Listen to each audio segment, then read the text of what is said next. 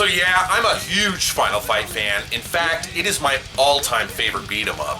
So when Final Fight Streetwise was released on the PlayStation 2, I jumped all over it. And let me just hide my shame there.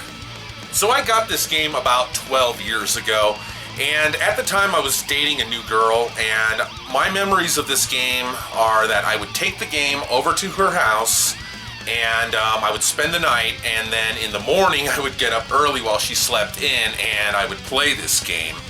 And I got through it relatively quick.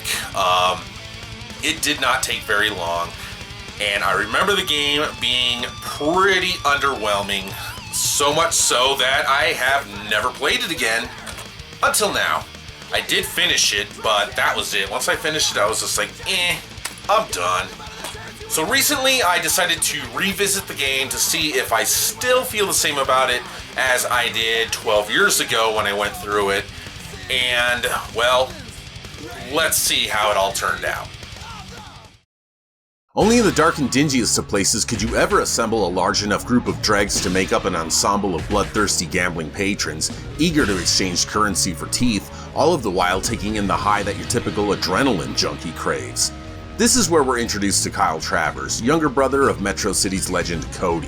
The world of underground fighting is a sibling sanctuary, with the former street fighting champ forced to train his younger bro from behind the ropes, the result of a pair of jacked up knees. There's nothing Cody wants more than to return to the brawls which erected his legacy to begin with. The Travers brothers, not unfamiliar to conflict, find themselves in a bar brawl with Stiff and his gang, who Cody obviously had prior beef with. When the elder sibling ends up missing, Kyle has little recourse other than to track his older bro down. Kyle is able to navigate the hood in search of clues to locate Cody. The setting is ripe with bums, hookers, and naturally thugs who impede your ability in uncovering the mystery of your older brother's whereabouts. Cashing in on the Grand Theft Auto formula from last decade, Final Fight Streetwise mimics the franchise most heavily scrutinized by the ESRB, with shady characters, excessive violence, and street talk with an overemphasis on gratuitous profanity. Really good fucking shit, man. The sandbox-style gameplay was also adopted, allowing Kyle to choose from numerous side quests, many of which are purely optional. I'm usually not a big fan of this type of game, but Streetwise minimizes the open-world aspects with small and restrictive environments, focusing heavily on more impertinent tasks, and often closing off certain areas until it is necessary to progress the story further at a later time. Kyle has a ton of moves at his disposal, many of which have to be purchased at the gym. With light and heavy attacks, you're able to dish out teeth-shattering combos upon the faces of the ugliest foes throughout Metro City. But I'll be honest here, I found most of the combos to be extremely underwhelming and useless. Throughout the entirety of the game, I mainly stuck to my default moves and did just fine. This was something I remember from the first time I had played this game, and that has remained unchanged. It's a pity too, because with so many moves, the combat could have been a lot better. You have the ability to lock onto foes as well, which helps, but can sometimes also be a hindrance. The mechanics could have used a little cleaning up. You also have a fairly worthless instinct meter, which temporarily allows you to inflict greater damage on foes, coupled with some additional evasive maneuvers. I found myself rarely using this mechanic, and in order to pick up items, you have to stand over them and press the circle button. This could have been a lot smoother, as trying to collect items during the heat of battle can be a real pain in the ass. Weapons are abundantly present, so using them to your advantage is a must. Each weapon can be used only for a limited amount of times before it breaks, but not all of them are very useful. I actually found the baseball bat to be weaker than Cody's heavy punches, so I started avoiding the stick altogether. My favorites are undoubtedly firearms. Nothing like a shotgun blast to the face, eh, Capcom? The enemies pile on in droves, made up of a cast of several different types of baddies, although their attacks don't differ all too much from each other. Sure, there are a number of unique looking toughs, but none that really made me think, ugh, not this guy again.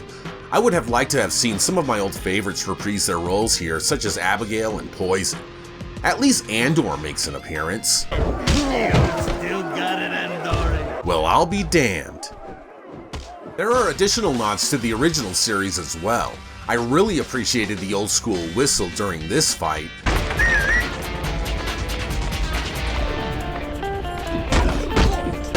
And this 2P joke? Priceless. That shit's not gonna slide, 2P.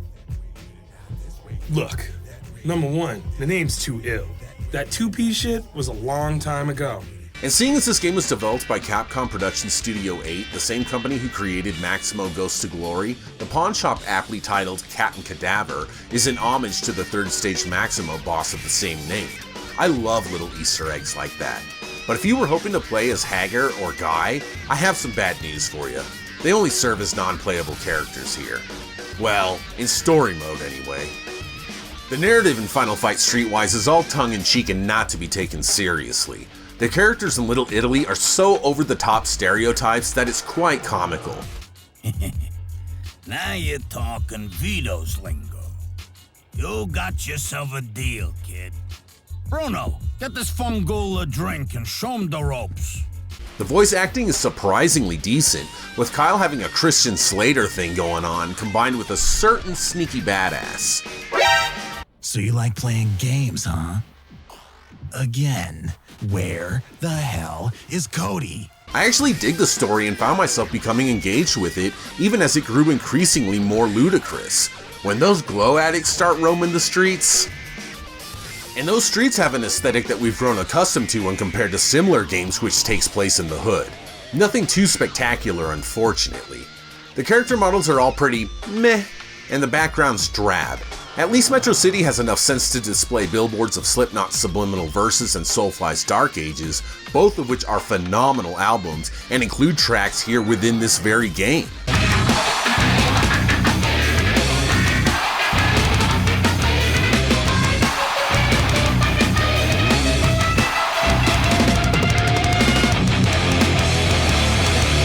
On top of metal, Streetwise also includes a myriad of hip-hop tracks, which is undoubtedly any antisocial miscreant's soundtrack to thug life. I'm usually not a fan of licensed music in video games, though I'll admit, pummeling baddies while headbanging to Fuel to Hate is immensely satisfying.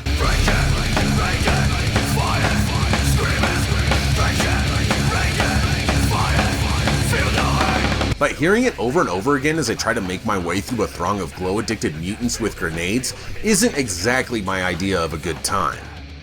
Good thing the game is fairly generous with checkpoints for the most part, although their placements can be questionable at times.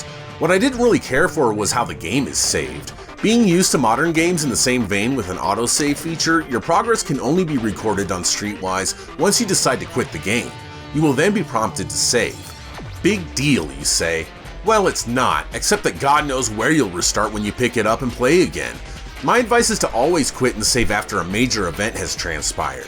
But then again, what the hell do I know, as I don't know how many times I had to completely redo some of the optional missions that I had completed right before saving.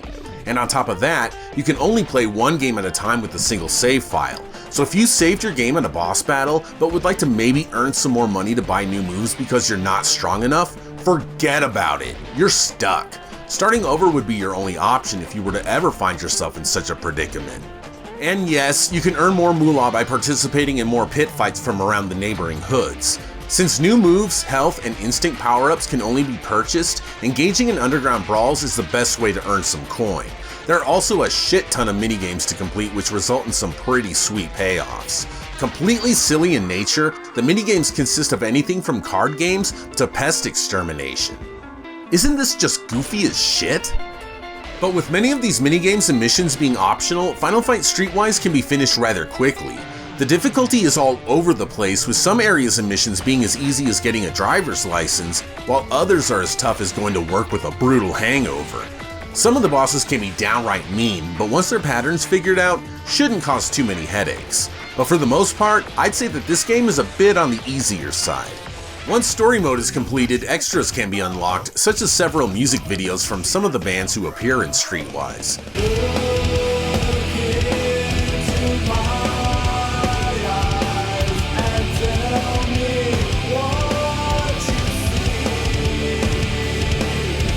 Arcade mode also becomes available.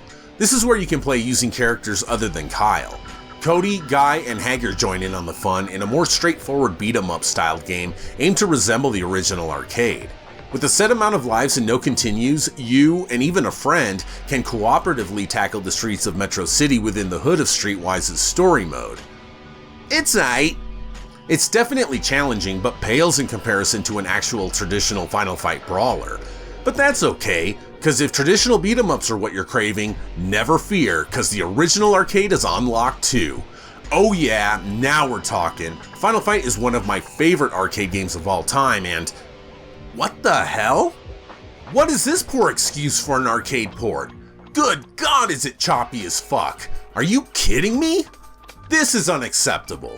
Why wasn't the version from the Capcom Classics collection used? It's pretty much arcade perfect. The sad thing is, Final Fight Streetwise was released after the Capcom Classics collection. Let's compare the two.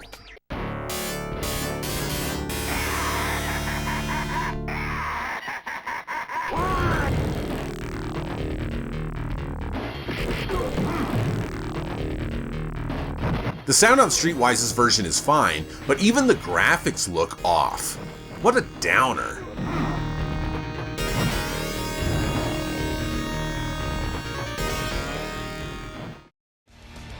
So, I actually enjoyed Final Fight Streetwise a little more this time. It's still not a great game, but it's a lot of fun. It really is. It's really cheesy, it's really over the top, it's campy, but that's part of the charm of the game, I guess. Yeah, I just had more fun with it this time around. It's still a short game, so I guess I was happy that it didn't take very long to get through, and I could move on to something else. As chances are is I will not replay this game for probably another 10 or 12 years. But it's really not as bad as the reputation that follows it. It's not that bad. Now that being said, I can only recommend this game to die-hard Final Fight fans if you've yet to check it out, because the price that this game commands these days I don't feel is warranted based on its quality. I may just be being a cheapskate, but I would only buy this game and recommend it if it was like $10 or less, maybe 15. So yeah, that's how I feel about Final Fight Streetwise now after not having played it for 12 years. So my feelings are pretty much the same, though I did enjoy it a bit more this time. So have you guys played Final Fight Streetwise? What do you think of the game? Let me know in the comments below. I really appreciate you guys sticking around and watching this episode. It was actually a lot of fun to make, so thanks a lot.